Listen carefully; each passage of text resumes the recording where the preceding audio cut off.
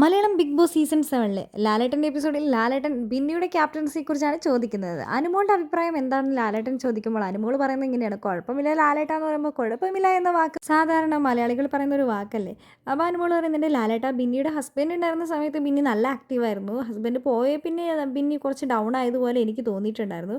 പിന്നെ ക്യാപ്റ്റന് വലിയ ജോലിയൊന്നുമില്ല, ഇവിടെ ഉറങ്ങുന്നവരെ പോയി വിളിച്ചെഴുന്നേൽപ്പിക്കുക, അങ്ങനെ ആരെങ്കിലും ഉറങ്ങുന്നുണ്ടെങ്കിൽ അത് നോക്കുക, അതൊക്കെയായിരുന്നു ക്യാപ്റ്റൻ്റെ ജോലി.